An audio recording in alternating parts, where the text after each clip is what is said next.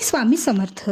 लग्न ही एक अशी गोष्ट आहे जी वेळेवर झाली तरच चांगलं असतं. आणि आपली परंपरा अशी आहे, मुलगी वयात आली की तिचं लग्न करायचं. त्याचबरोबर ती मुलगी थोरली आहे की धाकटी आहे याचा विचार न करता केलेलं लग्न फार दुःखदायी असतं. त्यातच एखादी मुलगी जर खूपच सुंदर असेल आणि एखादी मुलगी थोडीशी सुंदर नसेल, त्यात तर ती गोष्ट खूपच जिवारी लागते. आणि मोठी बहीण सोडता धाकट्या बहिणीचं ज्या वेळेस लग्न होतं त्यावेळेस मात्र ज्या मुलगीचं लग्न झालेलं असतं तिला समाजाच्या टोमण्यांना सामोरं जावंच लागतं. अशीच होती सरिता आणि संध्या. सरिता ही संध्याच्या आत्याची मुलगी होती. सरिता दिसायला थोडीशी काळी सावळी होती, पण ती नाकाडोळ्याने फारच सुंदर होती. संध्या ही खूपच सुंदर होती.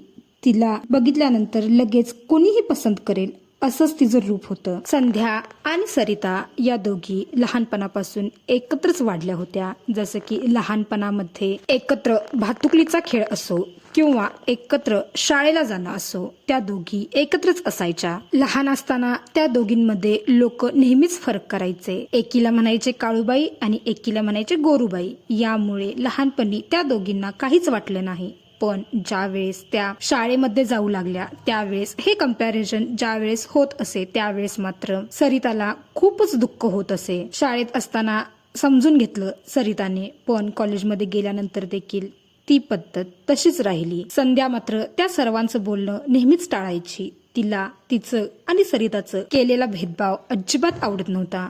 ती सर्वांना हेच सांगायची, माझ्यापेक्षा सुंदर ती आहे. चेहरा बघून कोणी सुद्धा एखाद्याच्या प्रेमात पडू शकतं, पण एखाद्याचं मन बघून प्रेमात पडणं हे खूपच क्वचित असतं. मी तिचं मन बघितलं आहे, ती खूपच चांगली आहे, त्यामुळे तिला या सर्व नावांनी हिणवू नका. संध्याच्या या बोलण्याने सरिताला थोडा आधार मिळायचा. त्याचबरोबर तिच्या घरचे देखील तिला काळूबाई वगैरे नावानं बोलवायचे. सरिता ही संध्यापेक्षा मोठी होती आणि संध्या मात्र सरितापेक्षा मोठी दिसायची. घरच्या प्रत्येक कार्यक्रमाला त्या दोघी असायच्या. त्यामुळे येणारी जाणारी प्रत्येक माणसं त्या दोघींना पाहून हेच म्हणायचे, तुम्हाला दोघींना आपण एकाच नवऱ्याला देऊ, म्हणजे तुमची मैत्री नाही तुटणार. संध्या ही सगळ्यांची लाडकी होती, कारण त्यांच्या घरामध्ये 30 वर्षानंतर संध्याचा जन्म झालेला असतो. सरिता देखील त्यांच्या घरामध्ये सगळ्यांची लाडकी असते, पण संध्या इतकी नसते. सरिताची आई नेहमी संध्याला काही बाई बोलायची. तिला संध्या बिलकुलही आवडत नव्हते. सरिताच्या आईला नेहमी असंच वाटत होतं, संध्या छान दिसते, चांगली दिसते, म्हणून तिचे सर्व लाड करतात आणि सरिताचे नाही. संध्या दिसायला पण खूप सुंदर होती आणि तिचं मनही तितकं चांगलं होतं. ती कधीही कुणालाही वाईट किंवा वेड बोलत नसे. पण या उलट सरिता सर्वांशी सतत भांडायची किंवा कोणी जरा काही बोललं तर लगेच चिडायची. संध्या मात्र सर्वांबरोबर अगदी हसत खेळत असायची. सरिता तिला उलट नावं ठेवायची. ती म्हणायची, सर्वांच्या बरोबर तुला असं वागायला लाज नाही वाटत? त्यावर संध्या तिला म्हणायची, अगं तू मोकळ्यापणाने एकदा जगून तरी बघ, कसं वाटतं ते तुला समजेल. सरिताने मात्र तिचं कधीही ऐकलं नाही आणि ती आपल्यातच व्यस्त असायची. असेच दिवस जातात.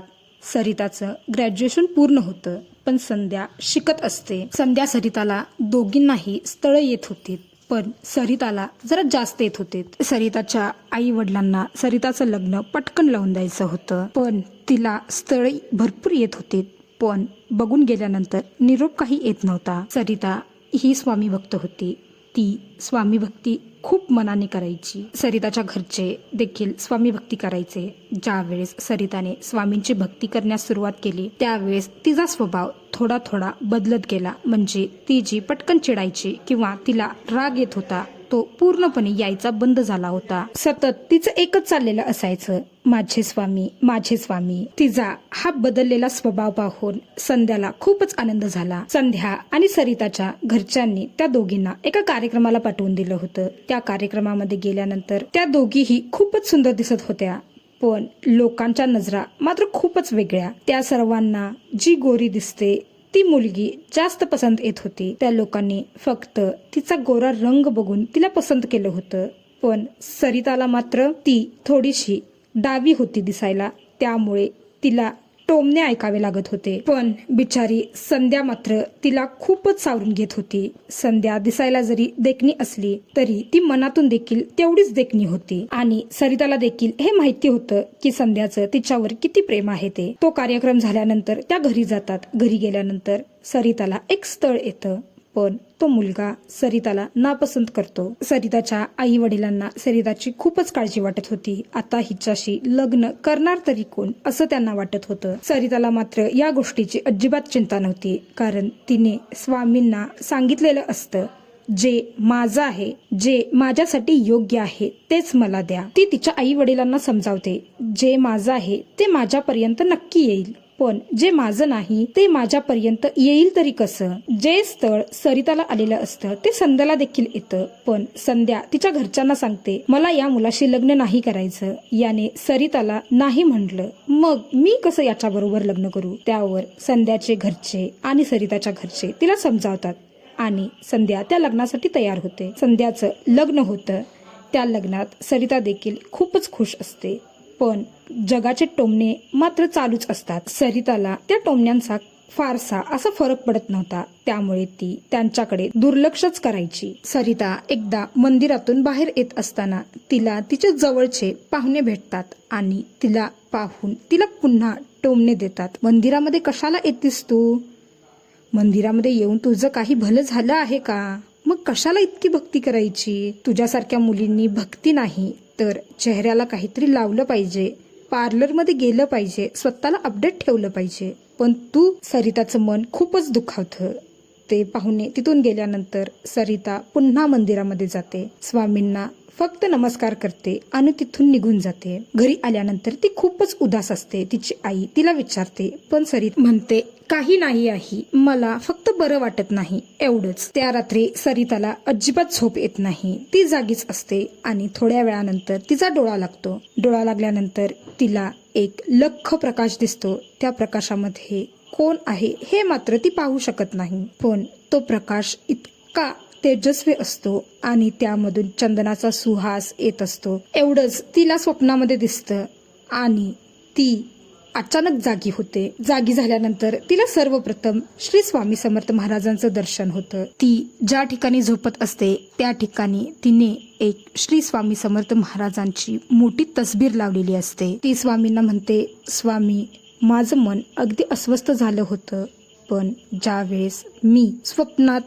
तो तेजस्वी प्रकाश पाहिला त्यावेळेस मात्र माझ्या मनाला खूपच शांतता मिळाली. स्वामी, मी वरून जरी शांत दिसत असले तर माझ्या मनात असंख्य वादळं ही उठतच होती. ती वादळं जरी कुणालाही दिसत नसली तर तुम्हाला मात्र ते सर्व काही दिसत होतं. स्वामी, माझ्या मनाने तुम्हाला जी चित्कार हाक मारली होती ती तुम्ही ऐकलीत. जगाच्या टोमण्यांना मी पूर्णपणे कंटाळले आहे. आता मी संध्याचा काही द्वेष करत नाही, पण माझ्या घरचे मात्र तिचा फारच द्वेष करतात. मी त्यांना समजावलं देखील, पण त्या लोकांना असंच वाटतं माझं लग्न आता होईल की नाही.